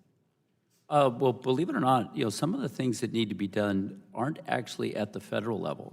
Again, in the HydroVision report that was put out by DOE last year said that one of the issues is that utilities are not properly compensated for their grid regulating services that they provide. It might surprise my colleagues that I'm actually advocating for the fact that they get paid more for the services that they do provide out there, but I think that's significant. So if you want to incentivize those types of projects that actually provide those important services that allow you to bring wind and solar on board, which is coming on board at, again, ever-increasing rates, that's important, with the caveat that we're able to do that in ways that are environmentally protective. I'm working on a project right now in Northern California where we've actually done that. We've done the analysis, which again isn't an analysis that FERC typically does, where we've shown that we can actually increase the grid regulating services that the project provides while increasing stream flows. Now, that's a win-win that we should all be pursuing out there. And there are a number of different ways that we can do that by looking at existing facilities and find ways to give them more flexibility. Also in my backyard is another project that PG&E, after spending $30 million during relicensing, has just said that they would like to hand over that project to anybody who wants to take it. Now, part of the problem there is that that project just doesn't have that grid regulating capabilities. But the other part is that because of community preference aggregation, utilities can no longer pass along the cost of non-economic projects to the ratepayer. So part of this discussion really needs to be about what are we going to do with those projects that are no longer economic. Some of these projects are 100 years old, and they just don't fit in today's energy mix. That's going to be a big situation that we need to grapple with, because the last thing we want is to have a bunch of outdated, unused energy infrastructure sitting there on the landscape. So, Mr. Hookham, how would you answer my question on priorities from the federal level on grid modernization, incentives, tax incentives included in regulatory relief? So we've talked a lot about wind and solar. They're great attributes, clean energy sources, but they're intermittent. They don't operate all the time. And a lot of times, as was pointed out earlier, they fluctuate quickly. We need to have storage capability. That's a huge component. PJM's proven that that's worked for them in their ISO grid section, that they've introduced fast frequency regulation. And that's great because we can then ramp up quickly resources that exist so we can bring in more renewables. If you look at countries like Germany, the research I've done in other countries where they've ramped up their clean energy, they really have some stability issues going on. And part of that is just that. There's no storage. There's no ability to offset those penetrating intermittent renewables that exist. So, you know, I hesitate against saying an RPS from a national point of view because that may not, one size fits all doesn't work with me personally. And I think we need to look at what incents us as a utility to build more clean energy as opposed to market conditions which may incent me to build more gas. Thank you. I yield back. Chair would recognize the senior Mr. Barton versus the good-looking Barton Jr. Well, I have to admit, Mr. Chairman, that he's a lot better looking than I am, and he's a lot smarter than I am, and he's also a lot more attentive than I am. Yeah. Although, as soon as we got here, he asked how long it was going to last. Yeah, yeah. I do recognize for 5 minutes. I appreciate that. I do want to point out, Mr. McKinley indicated that he and I are both registered professional engineers. I was at one time a registered professional engineer, but I'm not currently licensed. So I don't want to get the Texas State Board of Professional Engineers all upset. Your $125 would be good, though. I should get on the stick and get relicensed. I admit to that. I appreciate, Mr. Chairman, holding this hearing on our hydropower sector of the energy sector of our economy. I've got two basic questions. My first question: do we have the capability still in this country to build brand new hydropower projects, given all the complexity of the environmental regulations that are now in place? Anybody? Mrs. Swaminathan. Thank you. How close was I? Not at all? Very close. Oh, very good. She's going to go far. I think we certainly have the technical capability. I think what holds us back from having more hydropower development on existing dams, the kind of development that Rye Development does, is really when investors look at the entire landscape, what they see is a pretty forbidding chain of an extremely long process that leaves risks open until relatively late in the process. And then combined with a number of things that my fellow witnesses have talked about, the prevailing price of electricity, the lack of recognition for the qualities that hydropower brings in terms of grid reliability and stability, those all make for a challenging business environment. But I think when you put both of those together, if you're an investor, you have choices. And I think the collective challenge here is to make this as an investment proposition more attractive relative to what investors could otherwise invest in. I guess I'll ask a more general question. Everybody just give a brief yes or no answer. Will we ever build another major hydropower project in the United States? Mr. Connolly? I'd say it'll be tough. Perhaps. Storage has value, but it's going to be a long climb. There are opportunities, but it is a long proposition, and I can build a battery storage project that can inject faster than I can build a pumped hydro project, so probably not. As an investment point of view, I don't have that incentive. And I would say with the exception of there's some potential with pumped hydro, and as I said earlier, with the increase in wind power, which this year exceeded the entire installed capacity for hydro, with your state leading the way, the short answer is no. Our average project size in our portfolio is 12 megawatts. So, and there are 23 projects, but obviously from an energy perspective, those are small projects. So in terms of major projects, the way we get to scale is to accumulate projects in clusters. These big wind turbines, aren't they about 12 megawatts? One turbine. Yeah. Okay.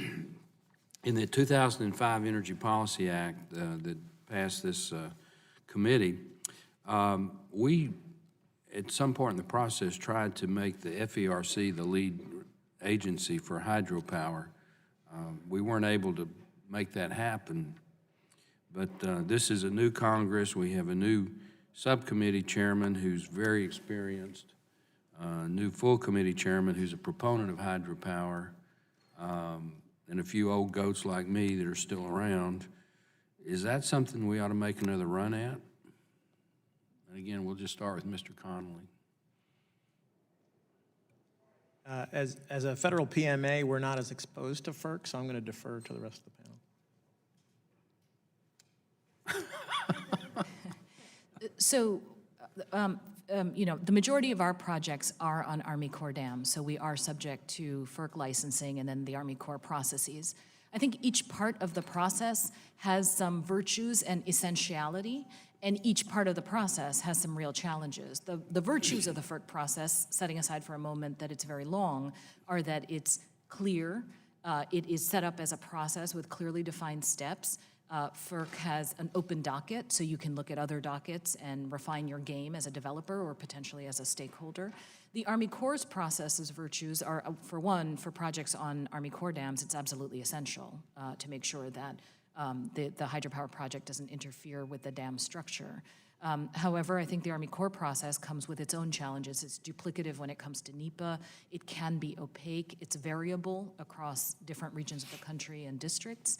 And so what we'd like to see is a solution that addresses all parts of that chain with respect to regulatory modernization.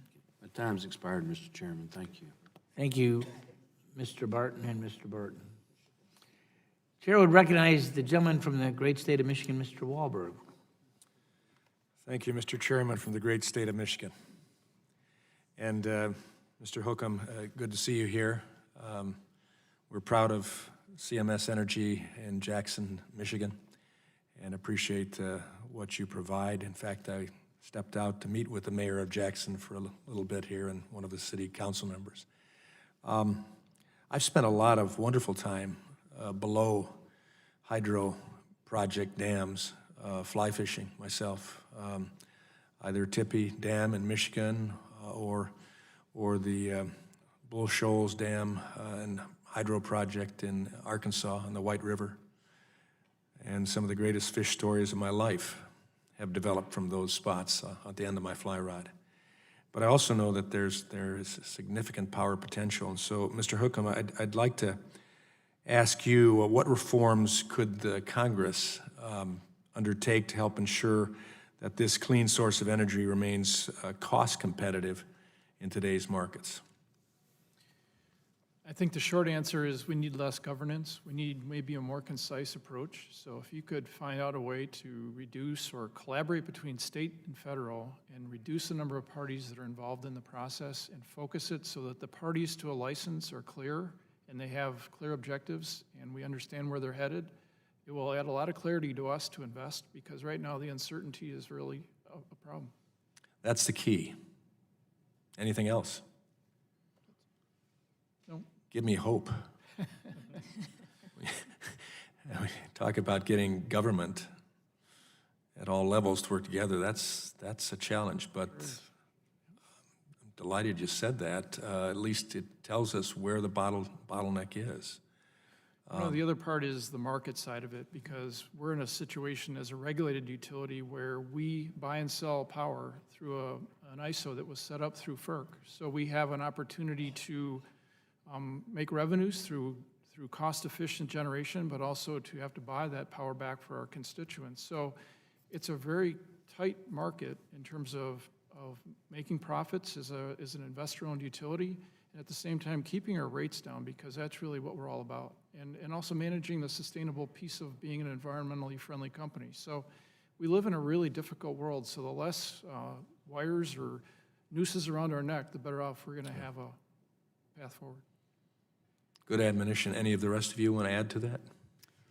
I'd just like to chime in on the commercial aspects. We are in a different position because we are funded by private capital, which is a different source of capital and a different pool with different constraints and different return thresholds than a regulated utility. So certainly we support regulatory modernization across the whole range of regulation that we face, but low-cost financing through some of the federal instruments that can do that, as well as potentially a federal standard offer that would provide certainty pursuant to published rates, would be measures that the federal government could adopt that would significantly galvanize private investment, because they would provide certainty on the market side. Okay. Yes. Yeah, one thing that I was going to recommend that we put in our testimony and that our coalition has been actively supporting is the developing of MOUs between FERC and state water agencies, particularly those with Section 401 authority. What we worked on, and what I personally worked on in California, was an MOU that made that process happen in conjunction with the ILP process rather than happen in series. And this is something that we really learned after going through a round of relicensings, where after the ILP would finish, then the state board would take up their process. Having those both happen concurrently is a great idea, and really it's the way to ensure that these happen in a timely manner. And it's a far better answer than having FERC taking over state water law, which is something that's not supported by the National Governors Association. Right. Or many of us in Congress as well. Mr. Connolly, did you have, I saw your hand reaching out. Well, I guess the only thing I was going to say is the investment projects that we look at on behalf of our customers tend to be very economic in the long haul, but I would echo the comments about the current market conditions and the ability for Hydro to be compensated for the services it does provide to the grid. It is, for Bonneville being a not-for-profit entity, those benefits where they compensated those would go back into driving down the rates of our customers and to enable us to continue to provide the services that Congress has asked us to provide to the region. And so both of those are, of course, very important to us. Thank you. Thank you. Chair recognizes Mr. Griffith for 5 minutes. Thank you very much, Mr. Chairman. Mr. Chairman, thank you all for being here today. Mr. Hookham, in your testimony, you discussed the great potential for additional development of pumped storage hydroelectric generation on pages 6 and 7. In particular, you note opportunities for these facilities at abandoned mine sites. Representing a district in coal country in Southwest Virginia, this is welcome news. And so we're looking for ways that we can promote economic development in our communities and help out, particularly when we can reuse some of our abandoned mine locations. In fact, the Virginia Department of Mines, Minerals, and Energy had put forward such a proposal for the Department of Energy's Hydro Next grant, which funds innovative projects such as this. In particular, the sites that are being considered in Southwest Virginia are especially attractive since they use clean, non-acidic water for use in the system.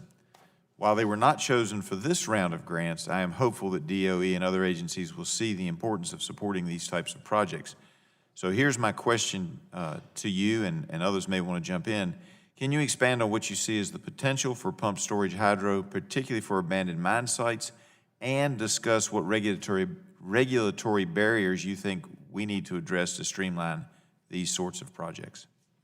So we're always looking to take advantage of what we call brownfield sites, sites that were used for something else we can reuse for a better use. So like landfills with solar caps makes perfect sense to us.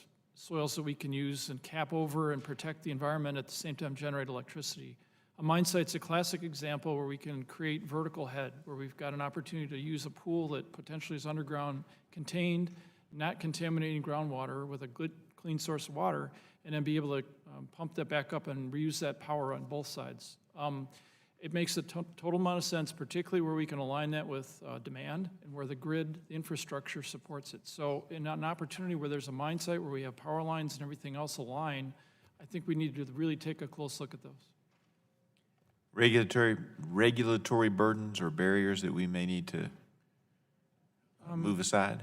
I would say it's the old first of a kind mindset. We have to be careful what we're doing. So environmentally, we have to look and see if there's any impacts because we don't have a lot of those investments right now. So I think we have to do a little homework. We have to do that pre-screen to make sure it's a viable approach. But I think it should be done right away. Part of this research mindset we need to take on. Okay. Anybody else want to touch on that subject? One thing that I think, again, looking at the perspective of the energy landscape, a lot has been said today about, if an investor looks at a project like this, they have to look at what are the other alternatives. To be honest, we've been somewhat surprised that there hasn't been more interest in pumped storage, given the need for grid regulation, et cetera.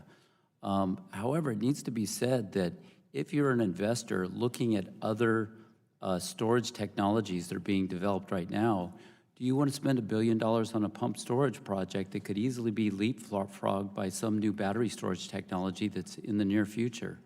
I think that's the question. And we're, in terms of pumped storage, we think it's possible to site them correctly, but I think you need to acknowledge the reality that there are other technologies that are being developed that may be better answers.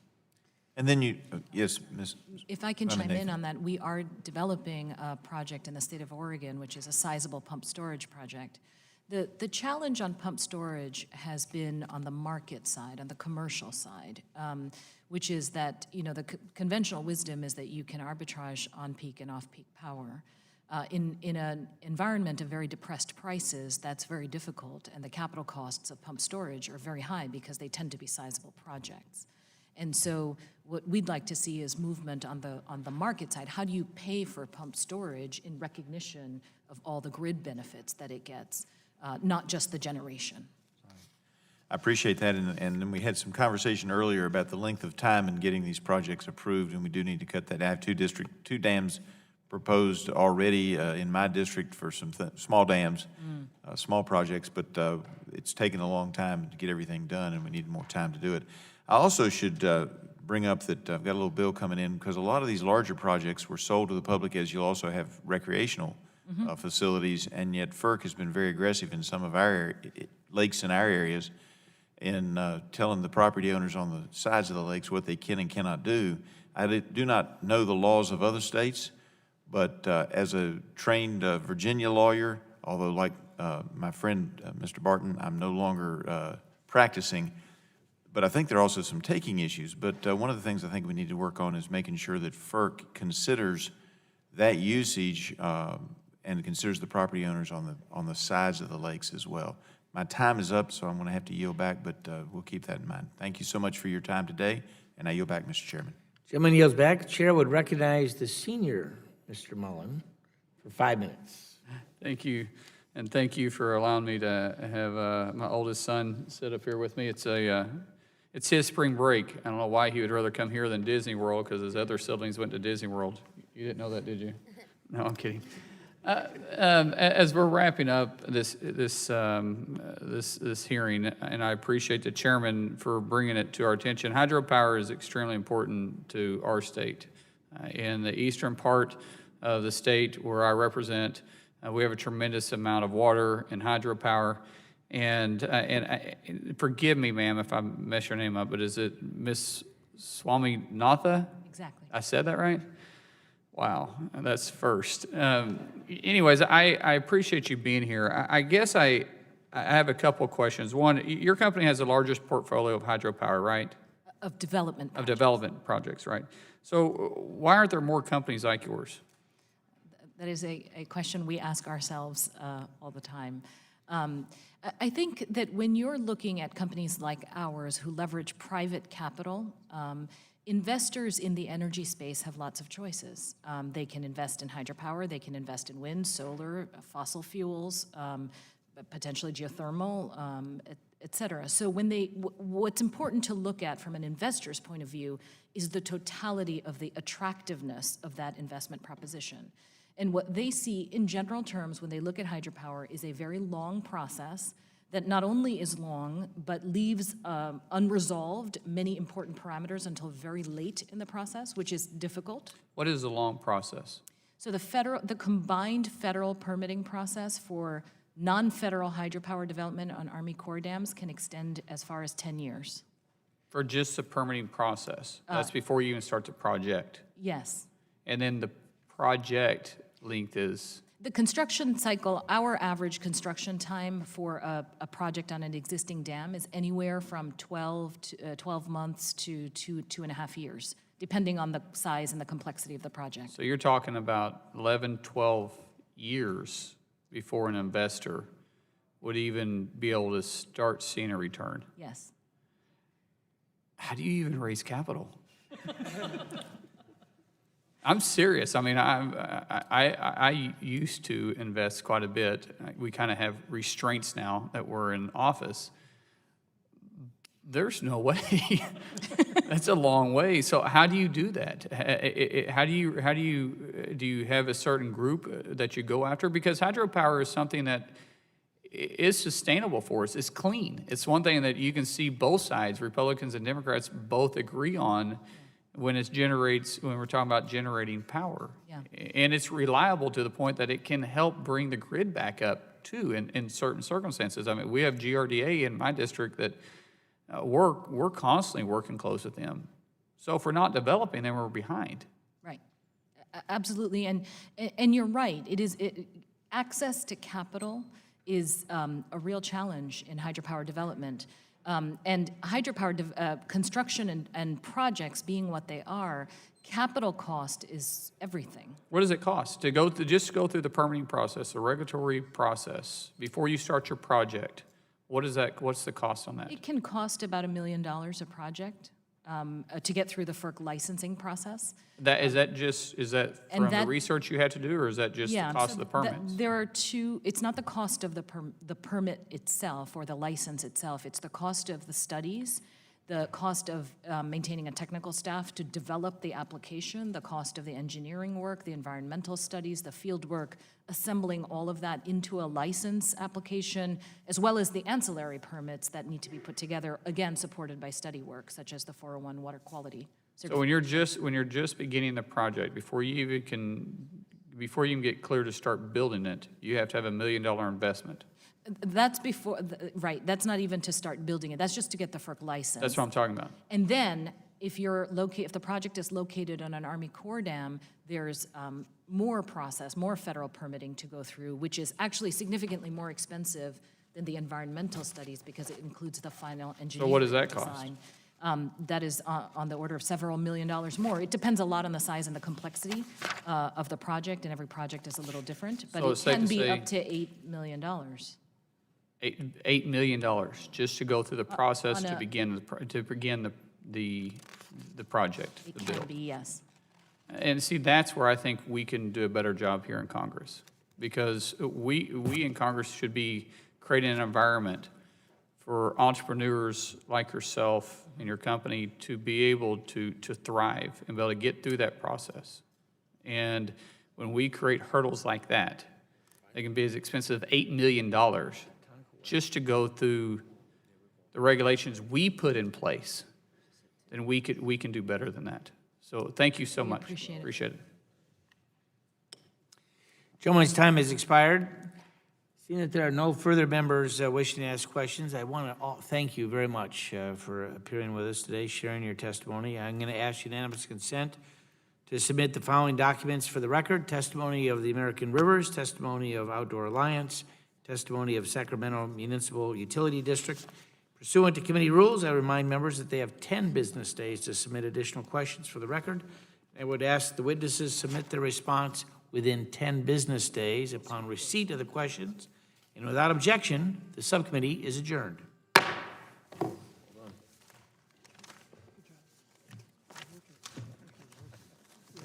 Yes.